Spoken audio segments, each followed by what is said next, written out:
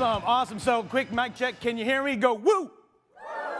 Fantastic. Hey, let's have a little fun with that. How many people just, I don't know, use an iPhone? Woo. Okay, Android? Oh, any flip phones? If there are any, no one's going to admit it. Okay, fantastic. Hey, how many people with a woo dig this hotel? Right? I can't wait till next year. This is awesome. Okay, so here's the deal. I've got a couple of cool things I want to tell you, but first we're going to do story time. Now, SEO expert, sure, I'll say yes to that, but before you kind of put me off as, oh yeah, we've done SEO before, we know what that's all about, I want to qualify that a little bit. It's e-commerce SEO. I want to tell you how to optimize for the search engines of Amazon or any other online shopping experience. It's the e-commerce SEO that I'm going to tell you about today. Okay, but first, story time. Here we go. Let's talk about fish.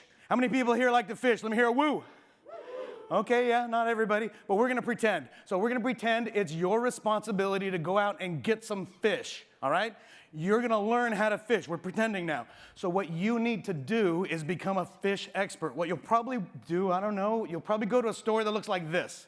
You'll probably say, hey, Mr. Salesperson in this big, giant sporting goods store, I need to be an expert in fish. Sell me everything I need to know. You'll probably buy a rod and a reel, and because you're dedicated and committed to being the best fisherman you can be, you're probably going to invest in some great tools. You might walk away with stuff that looks like this. You might have the best rod, the best reel, the best line, the best whatever you need to fish, right? And then what are you going to do? You're going to go to your nearest pond. Do you have any idea how many lakes and ponds there are in Florida?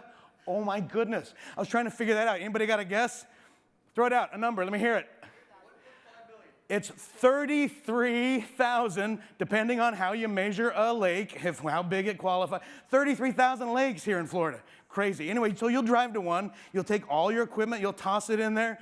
What's going to happen? You'll listen to the guy at the store. He says, go like this, go like that. You'll do all the things you learned, right?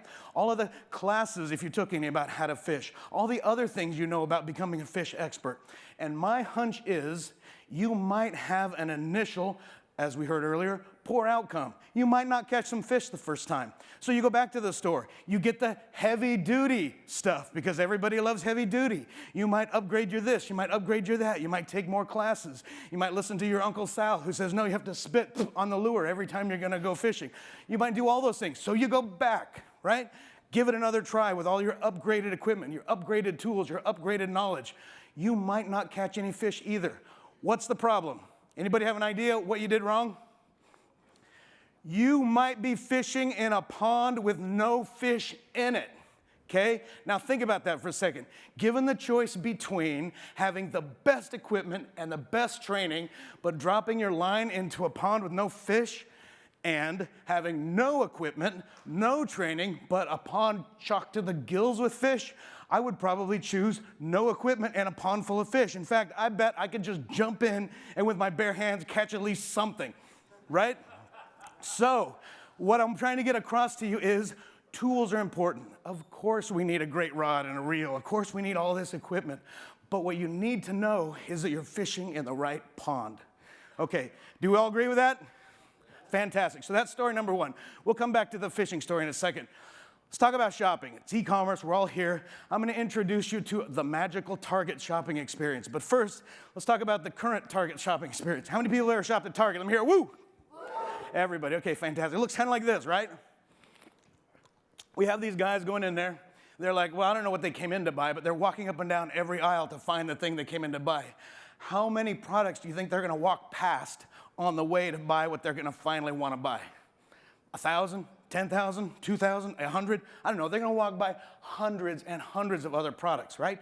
Even when you find what you want to buy, you're going to walk past more products going back out of the store. And honestly, can someone tell me why there's so many kinds of shampoo?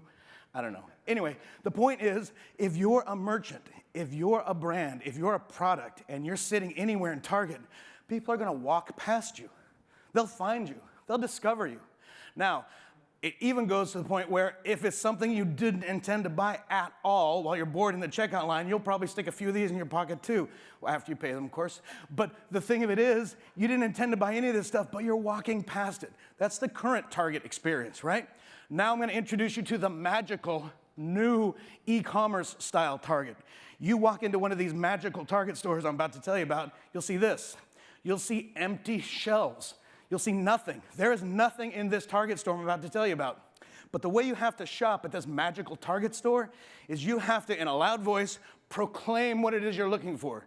You walk into the empty Target and you go, fennel toothpaste, right? Okay, that's a product you're looking to buy. Instead of walking past all those other things to get to the toothpaste aisle, and instead of walking past all these different brands and flavors of toothpaste, you're just gonna shout, fennel toothpaste. And then up to 10 of them will appear in front of you on the shelves. You'll look it over, you'll say, this is my toothpaste. Fantastic. That's the new magical Target experience that we all find ourselves in. That's how e-commerce works. You don't walk into a .com and see all the fantastic things you want to shop for. Although they do have plenty of other little hooks on the side, buy this, buy that, buy the other thing. But what you're looking for is what you're actually going to buy. So you're going to start off by typing. It all starts by you telling them what you're looking for and not them making you walk past all those other products. So, in the new magical Target shopping experience, you're in an empty Target with invisible products on the shelves. You only make them visible when you shout out what you're looking for. Now, what does that mean to us as merchants? So what's the moral of this story? Why am I inventing these crazy tales of the Target with invisible products? Okay? This is the world we live in. So as merchants, as people bringing a brand or a product to market, how do we work in the new magical Target? Any idea? I mean, it seems pretty depressing, right? But how do we work in this new space? Well, just like the guy who didn't know whether or not he was fishing in a pond full of fish, we have to figure out first, of course we want all the best technology to help us fish, but we have to figure out first where the fish are. Now, in that story about the fish, the pond I'm talking about and whether or not it has fish in it is not a product. The pond I'm talking about is the word that people shout when they walk into the magical Target. Some people might walk in and say, casserole pan. Other people might walk into Target and say, casserole dish. Other people might walk in and say, casserole pot. I don't personally call it that, but you know, some people call it that. In fact, you can just think of different ways that people call the same things across the whole United States. Has anybody ever lived in a place where they call it pop? Does anybody live in a place they call it soda? Does anybody live in a place they call it Coke? How about hoagie and grinder and hero? We all have different ways that we describe things differently. And in the new magical way that we shop by walking into a store with invisible products and shouting what we're looking for and seeing the few things appear to become visible, in that new magical way of shopping, we have to now know how people are gonna shout out what they're looking for. Somebody might shout out casserole dish, casserole pot, casserole pan. We have to know that. How on earth are we as merchants gonna know what people are gonna shout when they get into our magical store? How do we do that? Well, that's what I wanna hear. That's what I'm here to talk about today. So, the whole point of what I'd like you to remember, if you're gonna write anything down, if you remember one thing, this is the one thing. The buyer search term, the thing that they shout when they walk into the magical store with invisible products, that has to be your search term. What I mean by that is you've got to make sure that you describe your product. Your products are described in the exact same way that customers describe them, that buyers describe them when they're looking to buy. Okay, so how do we do it? Any idea? How would you discover it? Now, who said merchant words out there? Now, okay, first of all, I'm gonna say no. You do not need merchant words. I doubt you'll find any founder of a company stand up on a stage in front of a conference room and say, you do not need my product, okay? I don't think you're wasting your money if you buy my product, but you don't need my product. You could get keywords about how buyers search anyway. You could ask random people. You could walk into a Target, the real one, the one that exists. You could walk into a Target and just stand in the aisle of wherever it is that they sell the products that you sell online, and you could say, excuse me, random person, I was gonna buy this on Amazon. I was gonna see if it cost less, but dang it, I'm having a devil of a time finding it on Amazon. If you were searching for this on Amazon, what would you search for? And that random person will say, oh, well, you're searching for a casserole dish. Aha, casserole dish, right? You can ask anybody how they search, because all you're looking to do is get inside the mind of the shopper. You could also ask your customers. If you're lucky enough to have a bunch of customers, and if they ever reach out to you and say, hey, I've got a problem, I need a refund, Just ask them, when you were shopping on our site earlier today and you put stuff in your cart, how is it that you were searching for? What did you search for? I mean, I know that's silly, but you can get inside the mind of your shoppers by asking your shoppers if you have some. And then my favorite is eavesdrop. Go into that Target again and don't ask anybody, don't talk, just be quiet. But hang out around the same counter where people come for help. Customer service maybe, or the jewelry counter where people come. Just hang out and listen. Don't do anything else, just listen. And if someone walks up and they say, excuse me, could you tell me how to find, or could you tell me where is the, they're gonna say something, right? You'll be peeking inside the mind of a shopper right there. And that's what we need to do. That's critical to our success, is understanding what's in the mind of the shopper, understanding what they shout out when they walk into a store. Okay, are you with me so far? Do we get what's happening here? Okay, fantastic. So what do I do with a buyer search term? Let's say I figure it out. Let's say I stand in the Target. And remember, you haven't used Merchant Words or any other software, any other tool. You just figured out what people are searching for. And more importantly, how they're searching for it, the exact phrases they use. So let's say you figured that out. What do you do with them? Well, before we talk about Amazon or any other direct channel, there's all kinds of other things you could do outside of the e-commerce listing space. Whether you're eBay, Amazon, your own.com, before you worry about exactly where to put these shopper keywords, think about it for a second. You can make inventory decisions based on knowing how people search for things. You can make sourcing decisions based on knowing how people search for things. You could even do stuff completely off topic about e-commerce and just do blog topics or your traditional SEO landing pages. You could use them for any reason, right? But looking inside the mind of a customer, so critically important. Now, my favorite, though, is to improve the listings you already have. I saw a lot of hands go up when we talked about Amazon earlier. And so let's say for a moment you've got Amazon product that you're trying to sell, we all are, and they're not selling very well, or at least not as much as you had hoped. So I want to tell you about a quick success story. We might share a few others in a minute, but here's my favorite success story I'm going to share with you now. There was a lady I met, a wonderful person. I've met her a couple of times at different conferences, and she came up to me and she said, I have to tell you my experience with Merchant Words. And I was thinking, oh boy, I hope this is good. It might be bad, I don't know. And she says to me, I sell jewelry, all kinds of jewelry, necklaces, bracelets. I also sell anklets. And I took a bunch of inventory of anklets, I listed them all on Amazon. They're just not selling. I subscribed to Merchant Words. I did a search on Merchant Words to see how people shop for anklets. And I was expecting her to tell me I was full of crap, because she brought up a quick Merchant Words search and she said, I know that anklet gets a lot of searches, and I could have figured that out myself. I could have figured that out on my own. I didn't need you to tell me that. But I'm not sure what to think about this. Hot wife anklet and swinger anklet.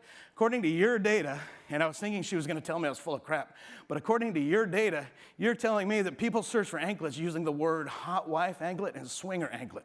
And she seemed really skeptical. Now, personally, I don't know a lot about the swinger lifestyle. I don't really intend on investigating what goes on in the swinger lifestyle, but they tell me, and I've heard, that if a lady wears an anklet on one side, it means one thing. If a lady wears an anklet on another side, it means something else. I'm not really sure about all the details. Okay, so I accepted at face value that the data is correct, because I work very hard to make sure our data is as accurate as it can be. And then the next words out of her mouth are, the day after I change my search terms in Amazon to match those, I can't keep them in stock. So what she told me is she went from, I can't sell any of these damn things, and I was just gonna blow them out on clearance, to now they're my best seller. I can't keep them in stock. So think for a minute about the lakes we were talking about, all these 30,000 lakes here in Florida. She was fishing in a pond with so many other sellers. A few fish, sure, but so many other people fishing there, she couldn't get any traction. She couldn't get any bites. But over here, unbeknownst to all sellers of anklets, a lot of people selling anklets, none of them knew that there was this enormous pond hot wife anklet and pond swinger anklet. Those enormous ponds were chock full of fish waiting to buy anklets, right? And all she had to do was say, you know, I'm gonna take my rod and reel, plop it in over here, boom. She can't keep them in stock. So, you know, we mentioned that we're gonna get into the nitty gritty, and I just wanna say, if you've never seen Seller Central, if you're not an Amazon seller yet, or you're thinking about it, this is what it looks like. In Seller Central, you can pick a title, obviously, and she could have added hot wife and swinger into her title if she'd wanted to. And Amazon would have said, oh, this is irrelevant to someone searching for hot wife. You know, the whole swinger anklet story about Target, right? If someone were to say that in my storefront, this would match because I put it in my title. She could put it in her title, but she was leery because she didn't want to be perceived as someone who was making just swinger anklets. And in fact, let me back up a couple slides. There's nothing swingerness about this. They don't have like little dangly things that say, I'm a swinger, right? It's seashells and fishes and on the seashore, right? You can see those, right? Yeah. And so this has nothing to do with swingers. Where did swingers come from? Swingers existed in the mind of the shopper. It's not a feature of the product. Okay, features of the product are things like sterling silver, 24 karat, whatchamacallit, you know, the clasp that goes like this, not like that. Those are all the products, those are all the features of the product.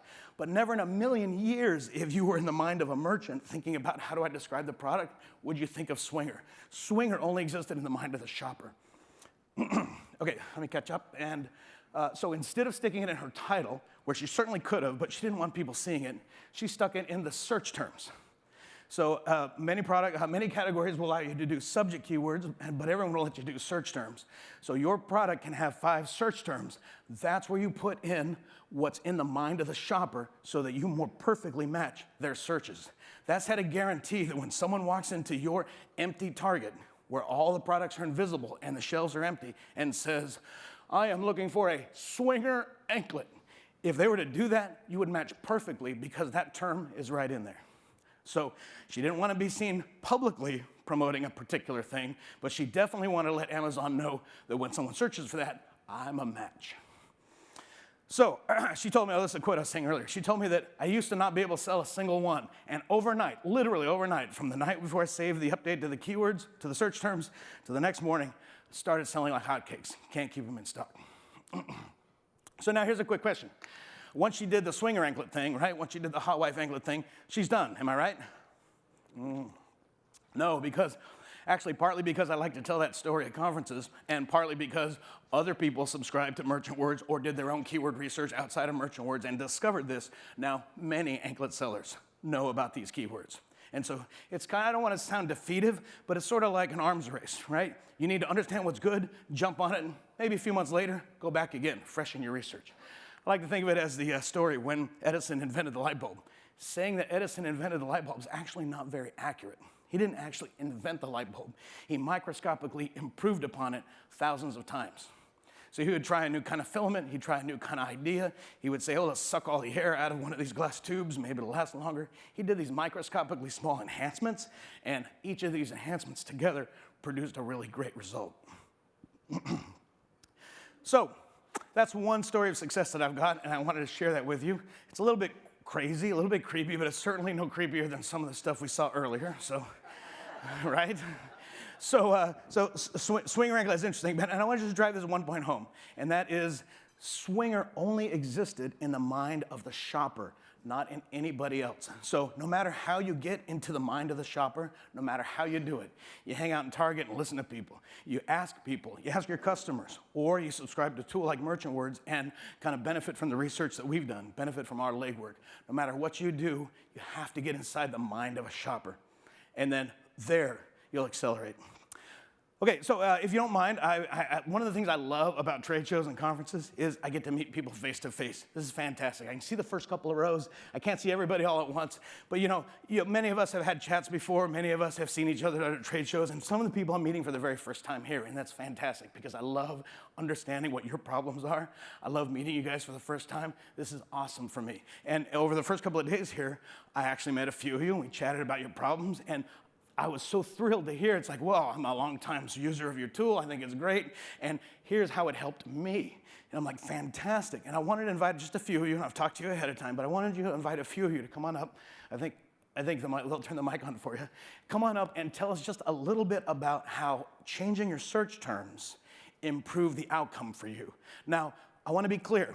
You don't have to only use Merchant Words. So I'm not saying, come up and tell us all about how awesome Merchant Words is. Stroke my ego, pat me on the head, make me feel all good. I'm not saying that. What I'm saying is share what you've learned, share your success story. Forget Merchant Words. Share your success story about how updating your search terms has helped you, because I think that's the best reason why we come to these conferences, to learn from what people up here have to say, but more importantly, learn from each other. Okay, so is Cynthia here? I can't really see it. Cynthia, come on up. So rather than give Cynthia a glorious introduction, I would like to, but I would like you to hear from her own words. Just coming up, yeah.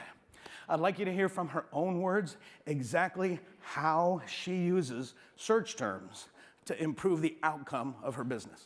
Is the podium on here? Yep. Hi. I actually use search terms in two ways. One is obviously with product. So if I get a product up there that's not selling, or it's just a new product and there's 10,000 similar ones out there, I do find that search terms make a huge difference. I have several Halloween products that are doing really well. They did well last year and this year because I took the trouble to look for search terms. And so if you guys are looking for some eyeballs, okay, they're probably mine. And but that was just the search term because they weren't selling at all before I changed the search terms. I also use search terms in my consulting practice because every time I write some content or a blog or something like that, I do use merchant words, and I use search terms that I know people are looking for, and it's going to come up. I'll be right up there next to Amazon. You know, so when people are searching for something, they may want a product, they'll go to Amazon, or they may want content and they'll find me. And so that has really helped my consulting practice. In fact, it's almost been too successful. So I just want to say I really love merchant words. Oh, thank you. You're so kind. Thanks for coming up and sharing. Hey, let's give her a quick round of applause, just because.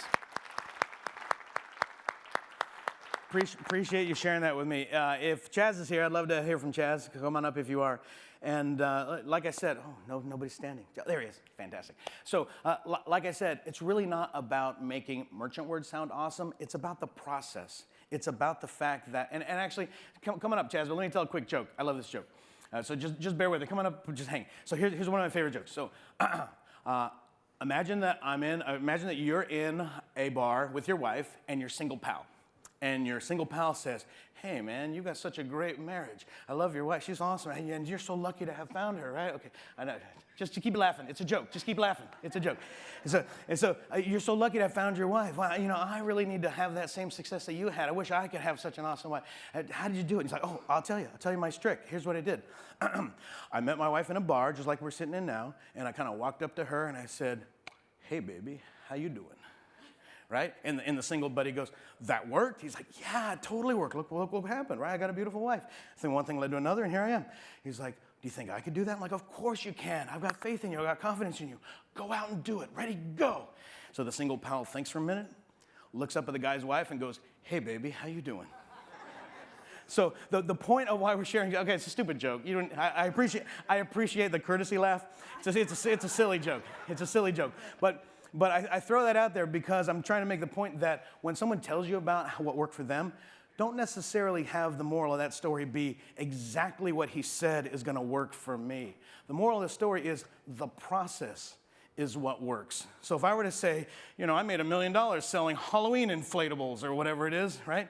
Don't run out and try to make $1 million selling Halloween, but learn from the process. Okay. Sorry to keep you hanging up here so much, but tell us a little bit about how your business has been so successful using search terms. You know what, I got to tell you, our business is built on exactly what he's doing. Our model is and this is a nugget for you, don't buy a product if nobody's looking for it. I'm serious. So when you're looking at a product, you turn around and you go over here and you say, okay, what are people searching? Whoa, that's a big number.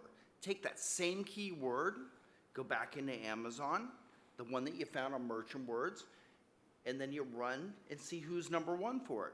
What's their BSR? How are they doing? We use Jungle Scout. We turn around and we say, okay, what's Jungle Scout say about George's keyword? What does Merchant Keywords say how much money I can make on that product?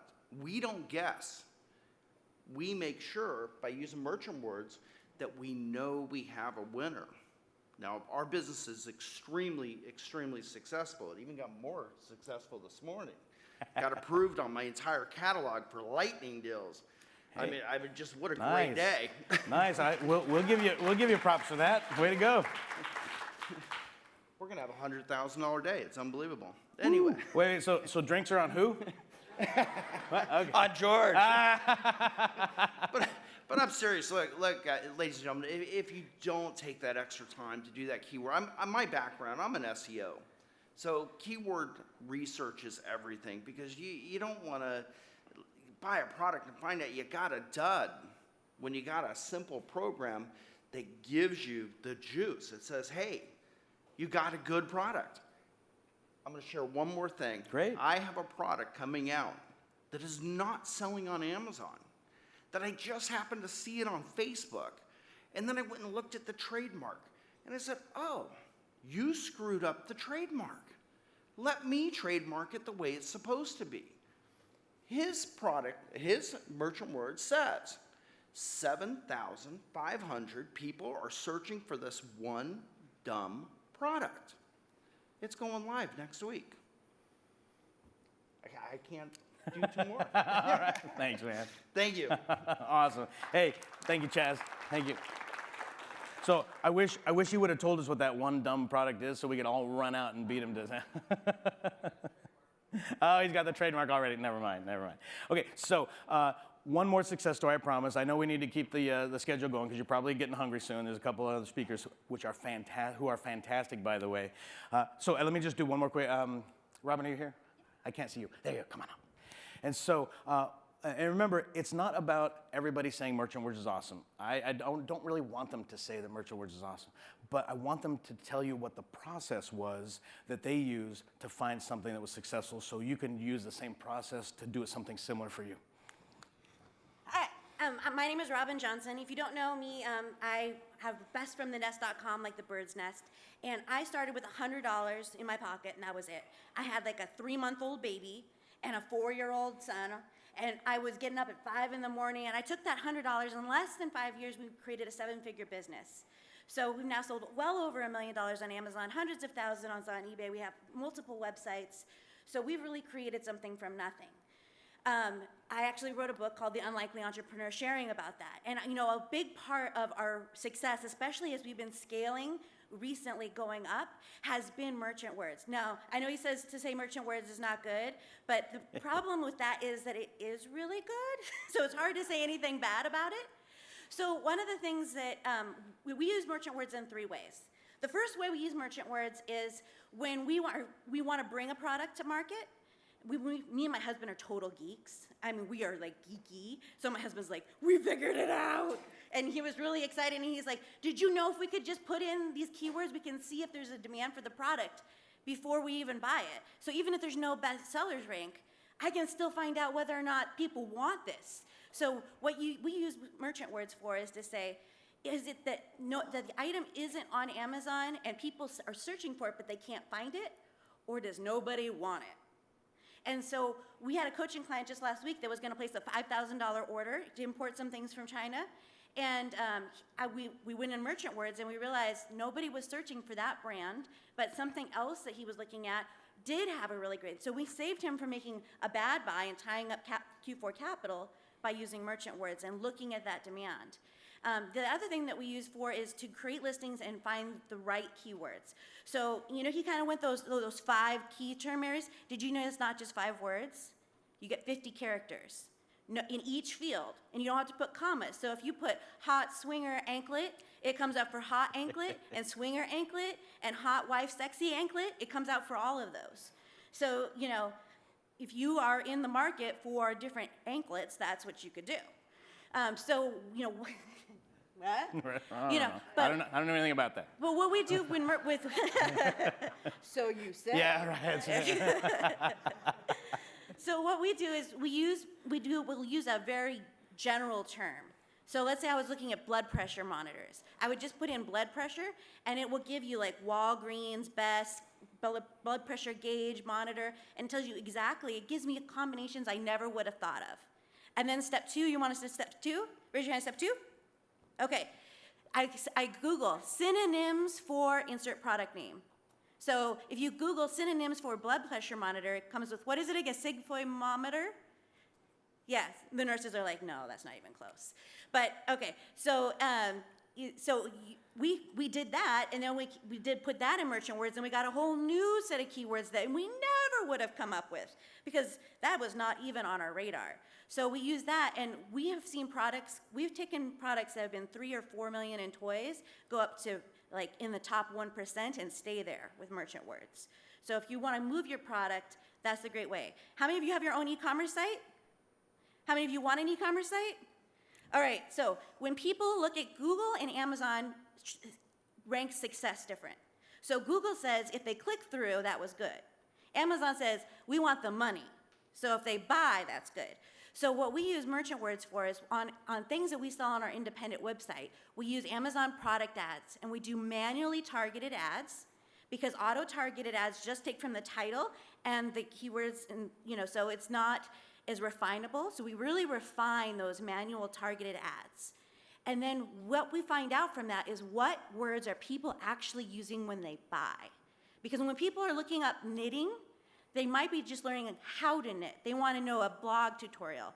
But when people look at croquet hook, or whatever it is, right, then they're actually looking for a 6-inch hook. So you can actually find out exactly what he said, how to find the exact right words for your buyer. And then you can put that in your content, and now your SEO for your e-commerce site is keyed into exactly what the buyers want. So you're going to have a better conversion rate, a lower bounce rate, and you're going to see higher sales across all platforms. So I really love merchant words, not because I love George, because I do, but because it has tremendously helped our business. And you don't have to use merchant words. There's lots of other ways, but I'm all about efficiencies and systems, and this is one way that we've really scaled our business. So Thank you so much. Thank you. Round of applause for Robin. Thank you. She brought up a very good point, and that is in Google, we've had keyword tools for a long, long time. Why do we need another one? Why do we need a new one? The keyword tools that base themselves off of the regular generic search engines, Google, Bing, whatever, those will get you inside the mind of the clicker, the person who clicks on ads, right? You get inside the mind of the person who likes to click, the person who's drilling in, the person who's looking to download something for free, the person who's looking for porn, the person who's looking for all this other kinds of stuff that's not relevant to you. You need to get inside the mind of the shopper, not the mind of the clicker. Okay, so I know that the beginning of this talk was all about the process, was all about sharing success stories, and I didn't really talk about merchant words much, and I don't really want to talk about merchant words too much, because like I said, it's not about me or the product, although I love talking about the product, merchant words, my tool, my business. It's really about the process, and it's about your success. But let's talk a little bit about merchant words. The data directly comes from Amazon. We don't get it from anywhere else. And so that already gets you inside the mind of the shopper because it comes from an e-commerce site. Now, it's useful no matter what you're going to use it for, even if you're selling in Etsy or anywhere else. It doesn't matter because you're inside the mind of the shopper, and that's where you want to be. But what we do is we generate our estimated search volumes by examining the relative positioning of keywords. And it is just an estimate. So I actually, when Robin said I have nothing bad to say about merchant words, well, I'll tell you the something bad about merchant words. The something bad is our numbers are estimated, but they're as accurate as we can make them, and they're still very useful even though they're estimated. So let me tell you another quick story. Let's pretend your job is to traverse this. You need to get through that, over the waterfalls, through the rivers, over the mountains. That's your job. And along the way, you might have to, dig up fruit to eat or pick it off a tree or whatever. So you're going to be in the jungle for a while getting through this wilderness. You probably need some help. You probably need to know how tall these mountains are, how deep the rivers are, how big the waterfalls are, how many of this kind of fruit can I eat before it kills me. Those kinds of things are important to know, right? So you might find someone like this. Some guy to help you through, a guide. Now, is that guide gonna know exactly how many meters tall the mountain over there is and the mountain over there is? Probably not, but he will know that this one's a lot taller than that one. He'll know that that waterfall is a lot longer than this one, this river's a lot faster than that one, and by the way, don't eat this kind of fruit, eat that kind of fruit, whatever that kind of fruit is. Beats me. Now, that's useful, that's good. You wanna know that. You don't want to go into the jungle. You don't wanna be faced by looking at that without someone like this who's got your back. However, imagine if you said, you know what, I'm gonna charter a plane and I'm gonna fly it over these mountains when my little ecotourism adventure is over, and the plane flies at 5,000 feet. I don't know if that's a real altitude for a plane. I'm just making it up. But the plane flies at 5,000 feet, doesn't go any higher. I need to know if this mountain right here is 5,100 feet or 4,900 feet. That's important, okay? Don't ask him if your plane is going to crash or not, because I doubt he's been to the top of the mountain to measure it. So the point of this silly little story is estimates are very, very good for you. You want them. You want the data that we've estimated for you. But remember, let me just caution you, it is an estimate. If you're going to fly a plane, so a modern day equivalent of this would be if you're going to have containers of pallets unloaded at your driveway, before you make a $100,000 commitment to anything, you probably should do additional research beyond the estimates you get at MerchantWords. However, MerchantWords is still a fantastic way to quickly survey millions upon millions of keywords and their variations to kind of understand the lay of the land in a relative position. So there's a small number of outliers in our data because our data is produced by an algorithm. Now, we work very hard to make our algorithm as accurate as possible, but when you're estimating 40 million things, a few of them get a little screwy. And if you're, let me hear it go, woo, if you're a MerchantWords customer already. Yeah, okay, so a lot of people here, you have probably already bumped into the small percentage of outlier data that's in our database. I promise you, every single day when I wake up in the morning, I think about how to improve the algorithm to reduce the number of outliers. But since it's an algorithm that produces this estimate, we're always gonna have a few, but we're always improving. So let me tell you quickly what's ahead for MerchantWords. MerchantWords right now is based on all of the data that shoppers are searching for in the US Amazon market. We've got UK and Germany coming up. We have many other countries in the pipeline, but you probably don't really care so much about Canada and Mexico as you do UK and Germany. So we're definitely working on the European markets with UK and Germany. We also have seasonality data that we'll be publishing soon. So if you want to see when things spike, if you're looking for summer stuff, you're looking for Q4 stuff, whatever the shape of your seasonality concerns are in terms of the little trend prediction, we're going to have that data coming up soon. But most importantly, and this is why I love being here and meeting everyone, we're listening to you. Please come up and talk to us. Please tell us what your problems are. Please tell us if there's any problem we need to fix for you. Please tell us if there's a new feature you'd love to have. Any way that we can empower you to be more successful, any way that we can help you, what do we put, what's on the very front cover of the website? Meet amazing people and grow your e-commerce empire. Anything we can do to help you grow your e-commerce empire, we want to do. Because honestly, it's not about me, and it's not about my product, and it's about you. It's about your success. It's about growing your e-commerce empire. So please let us know. Now, the one favor you can do for me is please take some of this swag home. We ordered a lot of these glasses, and if you think you don't want these glasses in your house, don't. Leave them here. But if you would like a few or a set or whatever, we have a ton of them. So take them home, pack them up in your underwear and your luggage, and take them back and enjoy. Now, the last thing is, if you're not a MerchantWords customer, I would love to have you give MerchantWords a try. If you go to merchantwords.com/import, that's a special landing page we created for this show. It's a show special. Our normal price is $30, but we're happy to drop that down to $9 for you. That's a 70% discount. As my mom, who was probably where I learned the retail arbitrage business best from her, but as my mom would always say, 10% off, that's no discount. I don't even get excited until it's 50. So in honor of my mom, we're dropping the price 70% down to $9 a month instead of 30. And if you're an existing MerchantWords customer and you're paying full price, we will definitely hook you up. We'll drop that down. We'll make that retroactive for a few months. We'll take care of you. Don't worry about that. Now, I'm serious when I say, let us know how we can help you, because this is what I love to do. I love building a tool that helps other people. You heard the three folks talk about it. You heard my silly example with the anklets. And if you have any other success stories or questions or anything you'd like to share, please let us know. Now, I'm a little bit under the allocated time, but I'm going to end early if that's okay, because we have other fantastic speakers I want you to listen to. Actually, I'm excited to listen to the next speaker, so I'm going to get down and get ready to enjoy. And I'm getting a little bit hungry, so ending a few minutes early, I don't think anyone minds. You're okay with that? Let me hear a woo if you're okay with ending a few minutes early. Yeah, I figured, because I'm getting hungry too, and I can't wait for the next speaker. Thank you so much. I'm so excited to be here. I'm so stoked to be here. I can't wait for next year. The StartupBros are awesome. The Ritz-Carlton is awesome. This conference is awesome. Meeting you guys is awesome. This is nothing but awesome. So thank you, and we'll see you all here next year. Thank you.